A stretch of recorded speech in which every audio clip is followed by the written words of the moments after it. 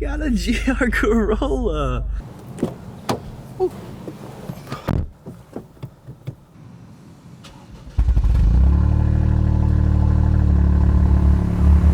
Hi there, my name is Ian and this is my 2024 GR Corolla.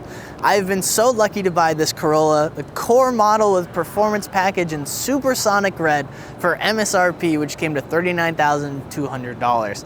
And this is a dream come true. I mean, this is my dream daily driver, and it truly punches above its weight in every way possible. The all-wheel drive system's amazing, the handling's amazing, the power that this 3-cylinder turbocharged engine puts out is crazy. And one of the best parts about driving this car is hearing the boost build up and the blow-off valve go psh on a stock blow-off valve. It's all stock and it's everything I've ever wanted.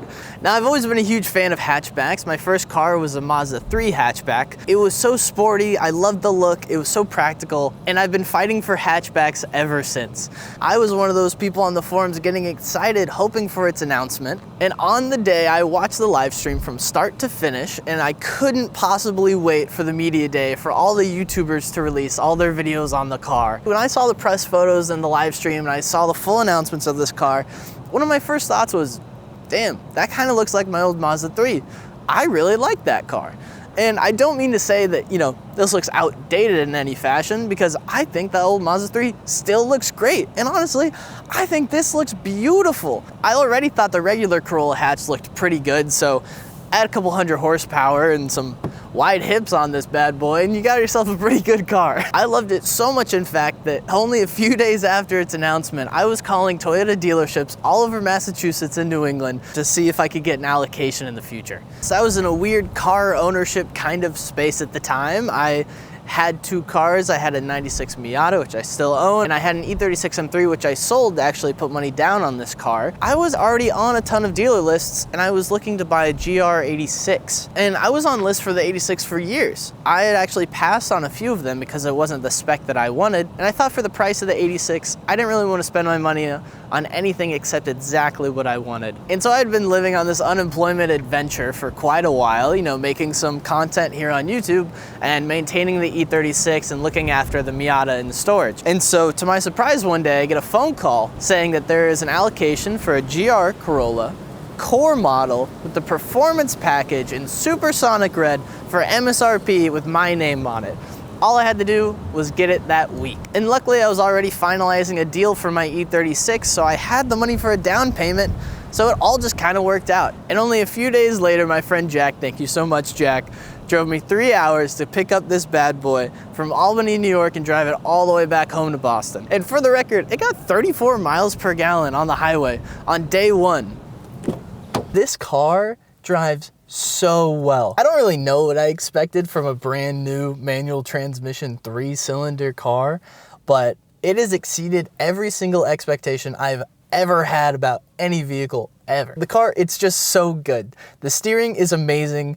The all-wheel drive system is beautiful. The gearbox is nothing short of a Miata gearbox. The gear selection is just crisp. It's so beautiful. It's so perfect. The drive modes are easy to select. The digital dash is so nice. It's easy to configure. I run this thing in eco mode. I get 30 miles per gallon here. The drive mode selection's easy to navigate. The differential system is easy to navigate. If you want power to the rears, you just flip a button. If you want it the other way, you flip it the other way. All of the media and entertainment controls you could ever want are right here on the steering wheel. It's got adaptive cruise control and lane centering. And I tested this the other day on my TikTok. The adaptive cruise control and the lane centering, it basically drives the car for you. And I see a lot of people complaining about the interior. And sure, the interior is relatively basic, but you gotta remember, Toyota's basically taken an economy car and made it into everything we've asked for. So I'm not complaining. I'm especially not complaining because there are physical buttons and dials in here. There's tactile feedback. I think the leather steering wheel, these seats are so well bolstered. They're so nice. The GR logo is on everything, and I kind of dig that. I think it's pretty awesome how excessive the reminder is that you own a GR Toyota car. Car journalists were saying, well, it's still a compact car. You can't fit anything in there. You can't fit much in there. Only a few bodies and maybe some stuff in the trunk. I fit 2 snowboards and 4 humans in this car and made it no problem. And when you fold these rear seats down, it's just like any other hatchback. And I've had zero problems, zero complaints, the amount of storage, the amount of stuff I could fit in this car. So I get where people are coming from on it being a compact car with lack of space, but for my needs, it has fulfilled everything and beyond. I will say one thing about the seats. When you first get in this car, before you kind of fine tune your seating position, it does kind of feel like you're sitting on a chair or like on the seat, more like a bus or something where I'm kind of up forward. And so it doesn't have that kind of rake or that kind of opposite rake, I guess, where you sit kind of in those bucket seats, if you know what I'm talking about. So it did take a few days of adjustments to kind of tune in where I wanted to sit. And I'm still getting used to this sitting position. My arms, when fully extended, are at the top of the wheel, right where they should be.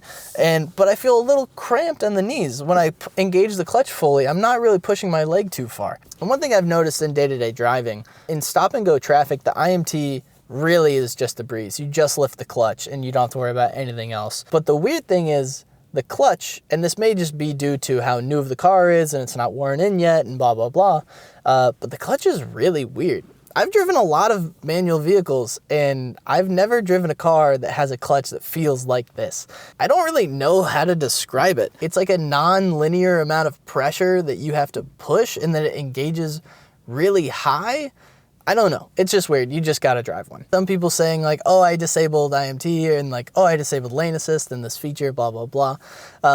I mean no disrespect when I say this, but as somebody who's daily driven a 90s car with zero safety features and zero amenities, please Toyota, keep me safe. Please Toyota, drive for me. Like I know that I know how to drive a car. I don't need to prove that to myself every day of the week. I am very happy letting Toyota drive for me. I'm very happy with these creature comforts coming in and making my trips just a little bit easier. I don't know if some people are gonna hate me for saying this, but I've been heel toeing every day for years. I'm okay to take a break. I'm okay to have this do it for me.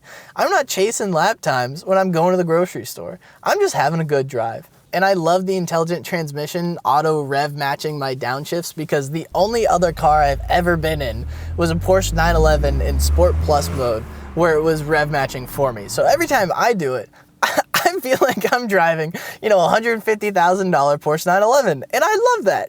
Now, when it comes to this car, it's only been a month, and I haven't gotten through break-in, but I have tons of plans, and I've already done a few little things. I did add that little module that enables IMT to be on by default when starting the car. So now I no longer have to reach down and press the button when I want it to auto rev match. And the other thing is I installed a dual channel dash cam because if I get in a crash or if everybody hits it, like I don't want to deal with that. I'm just going to send the footage off to insurance and let them handle it. I don't want to deal with this stuff. But the plan right now is just to get through break-in period, get that oil changed, throw on some camber bolts, get a better alignment, and just get ready for a good summer. And I better get through that pretty soon because I'm going to be back on track. I'm doing Thompson Circuit, Lime Rock, Palmer Motorsports Park, New Hampshire Motor Speedway, and I'm hoping to get all the way over to Watkins Glen, even though it's a bit of a drive. Shout out to Armin and Mass Tuning for organizing everything.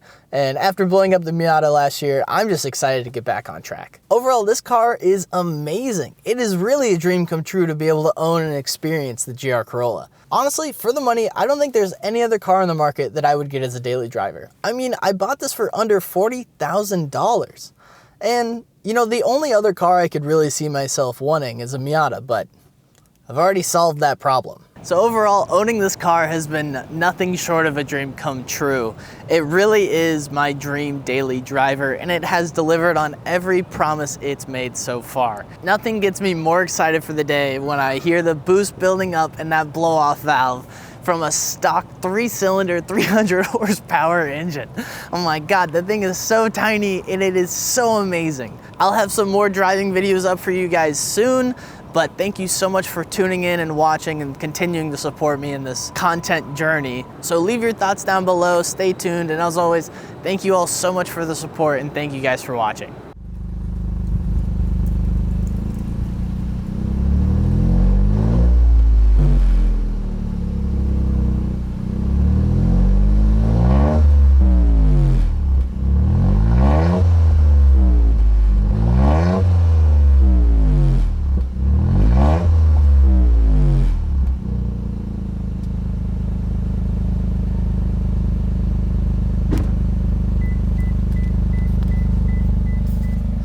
I hope you can hear that. I hope you can hear that. It's a pretty cool noise.